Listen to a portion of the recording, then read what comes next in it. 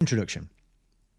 This book attempts to tell the story of the Rockefeller Foundation, established by John D. Rockefeller Sr. in 1913, but Mr. Rockefeller created other philanthropic trusts, and because these various organizations are frequently confused in the public mind, it may be worthwhile at the outset to identify them. The first organization which he established was the Rockefeller Institute for Medical Research.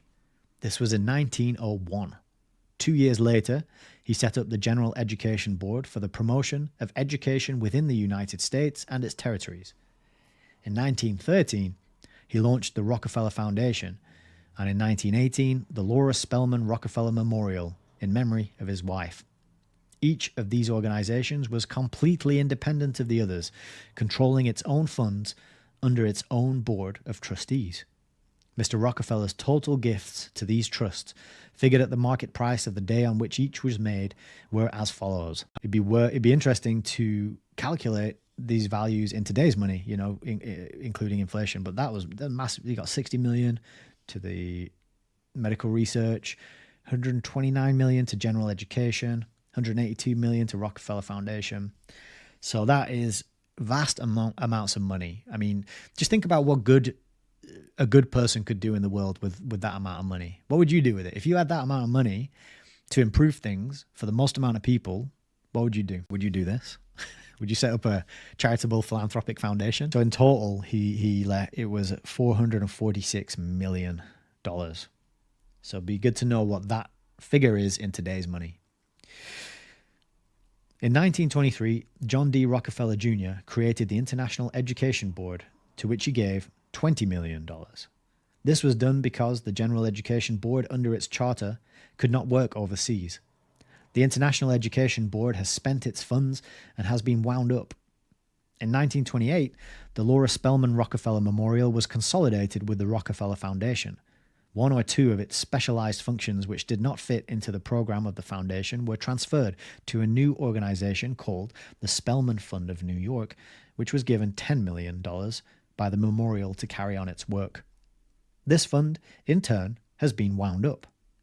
Of the original group of organizations, therefore, only 3 remain today: the Rockefeller Institute for Medical Research, the General Education Board, and the Rockefeller Foundation. The expenditures by these various boards, exclusive of the Rockefeller Institute for Medical Research, which maintains its own work and does not make grants for other purposes, are as follows. So the Rockefeller Foundation has a total of $451 million. So that's the expenditures. So they're spending $451 million. General Education Board has an expenditure of $296 million. The Laura Spelman Rockefeller Memorial is $55 million, and the International Education Board is $18 million, for a grand total of $822 million. I'm already getting bored of looking at these massive numbers.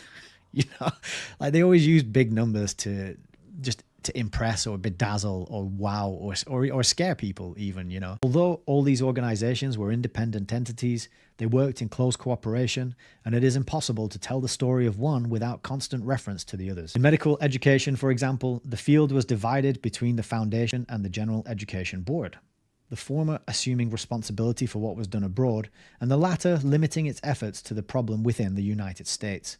Similarly, in the social sciences, one cannot give an adequate picture of the activities of the Foundation without reference to the earlier work in this field by the Laura Spelman Rockefeller Memorial. Nor can the story of the natural sciences be told without including the previous work of the General Education Board and the International Education Board. Consequently, while the aim of this book is concentrated on the operations of the Foundation, it necessarily includes, in some instances, a wider focus. This book is primarily for laymen, not for specialists. It was written by a layman who makes no pretense of being anything else, apart from he's a doctor, apparently. The range of the activities of the Rockefeller Foundation is so vast and covers so many fields that any description prepared for specialists would have to be prepared by a group, not by an individual. In writing this volume, I have had in mind the public interest in the activities of the country's oldest and largest foundations. The record of this foundation is part of the social history of the times, And while my own connection with the organization has been close and intimate, I have tried as far as I could to present the story objectively. I've also had an opportunity to examine the papers relating to the early history of these boards in the files of Mr. Rockefeller Jr.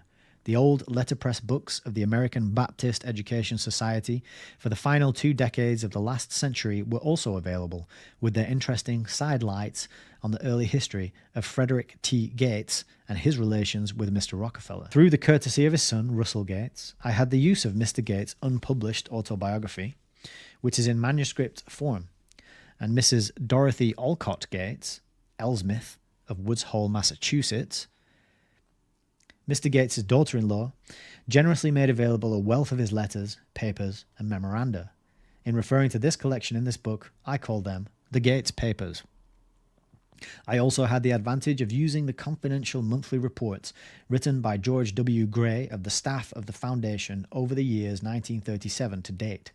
These reports, based on careful study of current projects, were prepared for the information of the trustees and proved to be of invaluable assistance. I am indebted, too, to a narrative chronicle of the Foundation's early history based on its day-to-day correspondence, diaries, and records. This formidable undertaking, filling 21 large typewritten volumes, was the intelligent work of Mrs. Lloyd Almirall, a member of the staff who spent a number of years on the project. Part of the record here presented is based on my personal contacts with the various Rockefeller boards, on all of which, with the exception of the original Rockefeller Sanitary Commission, I served as a trustee. These organizations included the Rockefeller Foundation, the Rockefeller Institute for Medical Research, the General Education Board, the International Education Board, the China Medical Board Incorporated, the Laura Spelman Rockefeller Memorial, and the Spelman Fund. Consequently, I was personally and often intimately acquainted with the men whose work is described in these pages. And inasmuch as my association with Mr. Rockefeller Jr.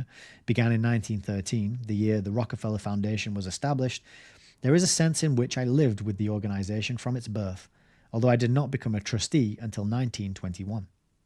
However, I have tried in all cases to base my personal recollections, an often inaccurate source of information, on the records and documents of the Foundation and its sister organizations.